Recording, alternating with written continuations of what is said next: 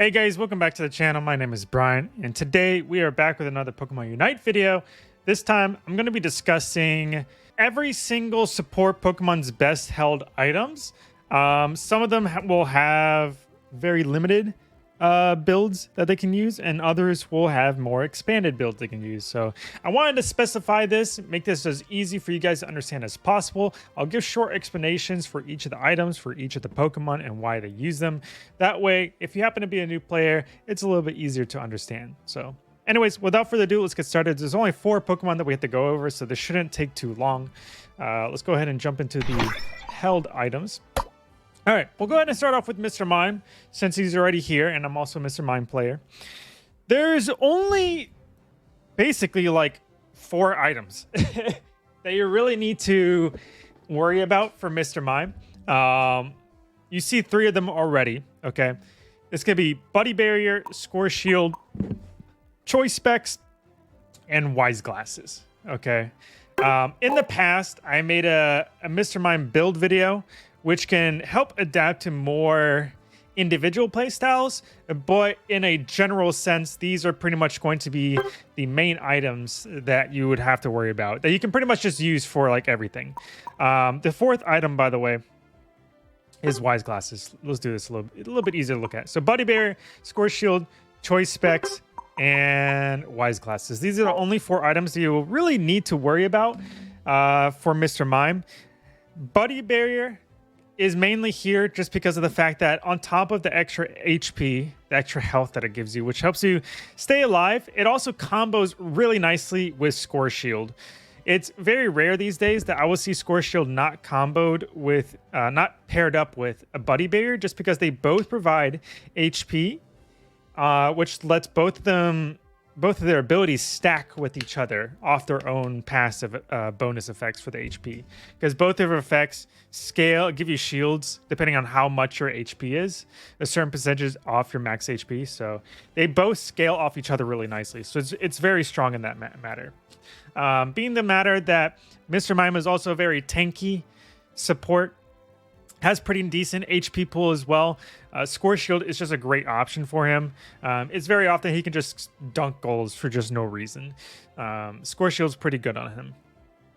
Okay, now Choice Specs is on here. I used to be running Special Attack Lens until they just recently released Choice Specs, and Choice Specs is just strictly the better item now for most special attackers now at this point in time. From my testing, Choice Specs pretty much just amplifies all of your damage just straight from the get-go in order to get the same amount of value off Special Attack Lens. And Special Attack Lens is usually the item I would have used before Choice Specs got released.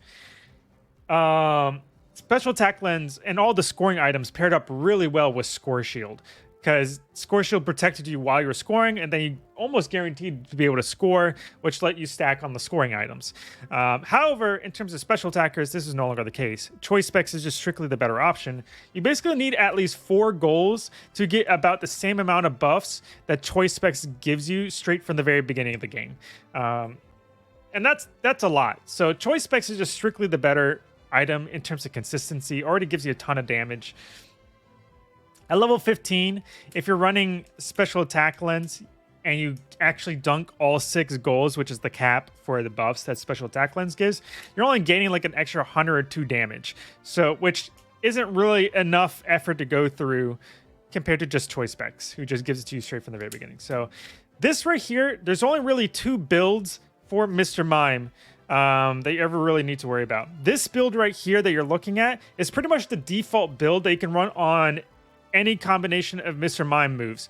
So whether you're running Psychic, Guard Swap, Confusion, Barrier, whatever combination of those moves, this is pretty much a nice staple default build you can run on any combination.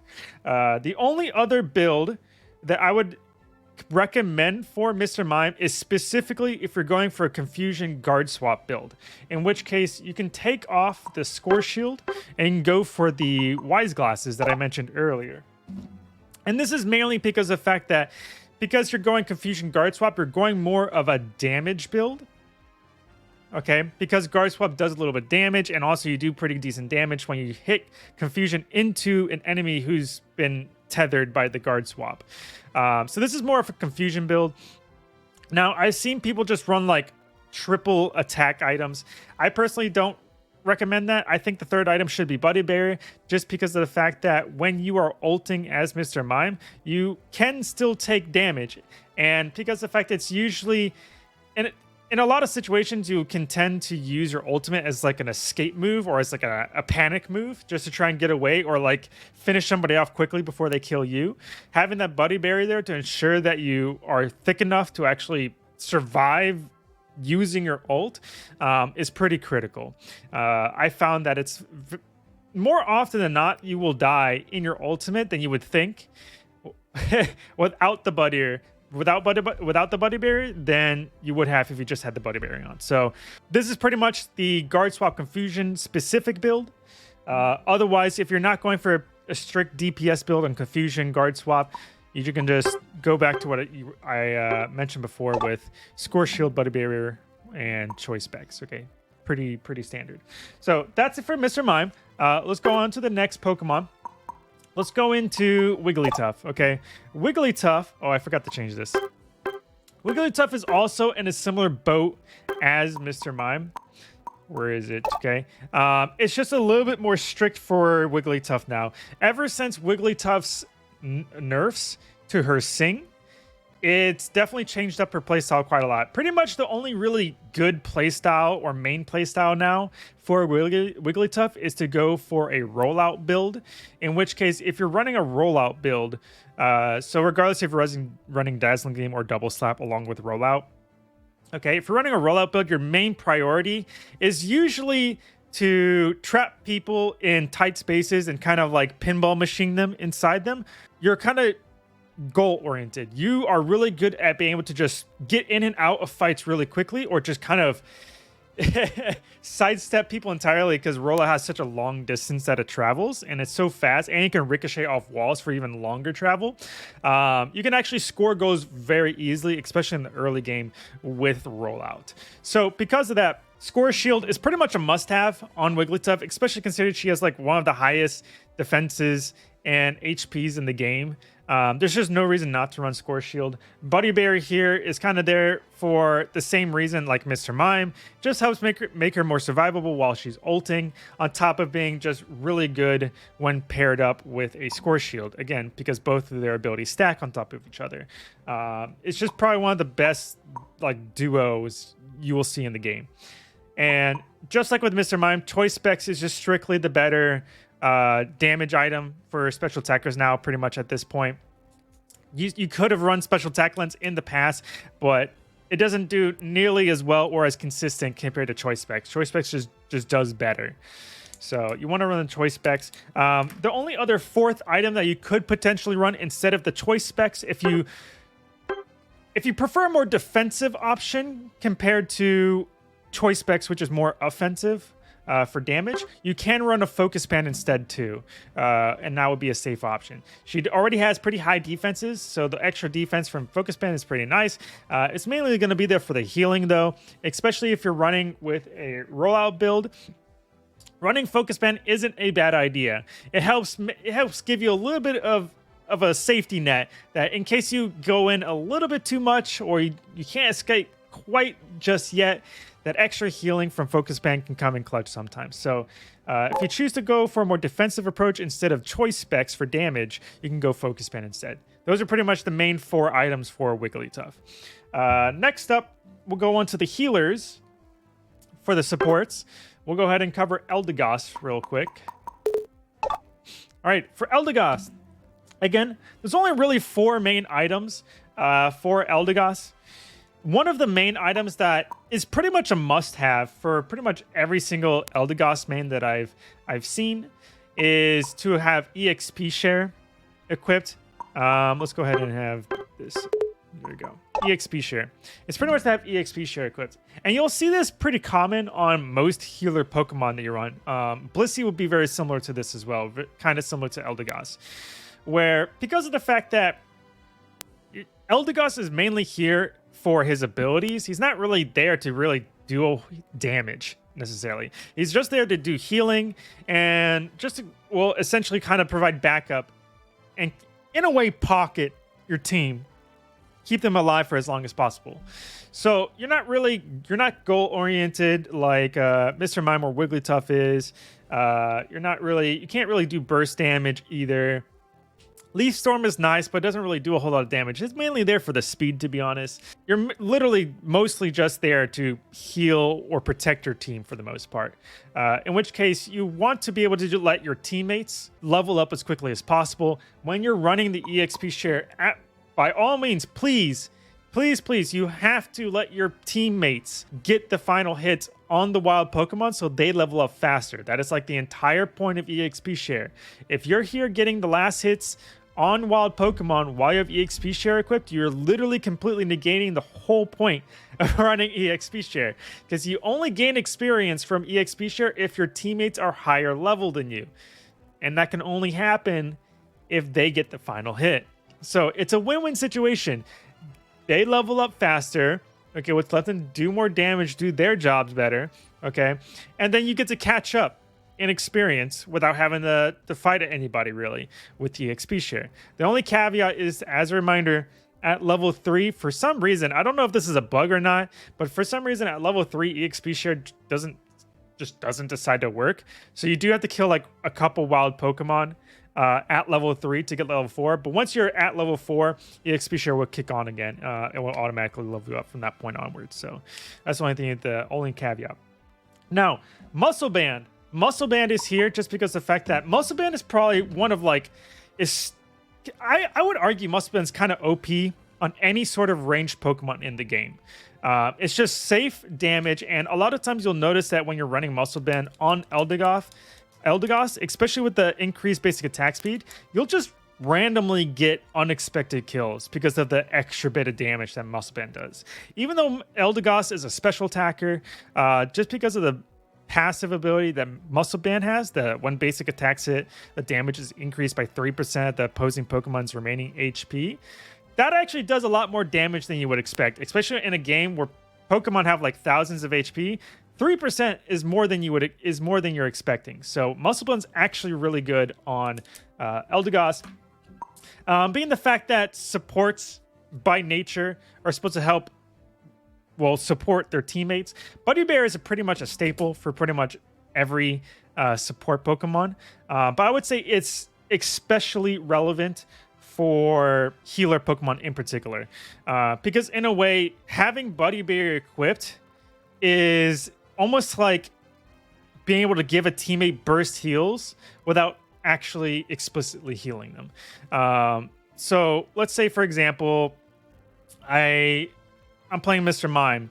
Okay, Mr. Mime can't really heal, but if I pop my Unite move when I notice when my teammates are low, boom, I gave them extra shields equal to 40% of their max HP, and that's basically the equivalent of healing for like that short duration that they got the shield. So Buddy Bear just fits perfectly with the playstyle that supports are supposed to have, and is almost pretty much a must-have item on supports, to be honest. You can't go wrong without it. It's a staple item. It also just helps you survive a little bit better too, just because of the HP passive ability that it gives too. Last but not least, you kind of saw already, but you can also run the Score Shield on Eldegoss as well. Okay, where is it? You can also run the Score Shield on Eldegoss as well. You'll typically see, I would say out of the 4 items, EXP share is a must-have just due to the nature of healer Pokemon, healer supports in particular. EXP share is not really needed on Wigglytuff and Mr. Mime just because their playstyles are completely different.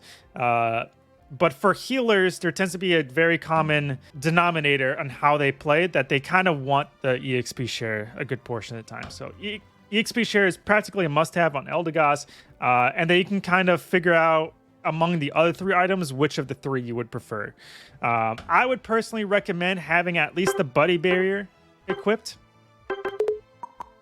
Again, just because of that support healer playstyle that I mentioned before, Buddy Barrier just basically gives you like another form of healing.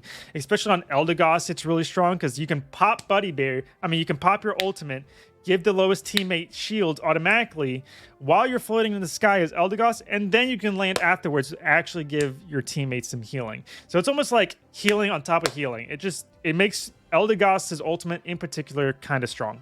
those are the 4 items for Eldegoss. And then last but not least, we got the last healer in the game, and that's going to be Blissey.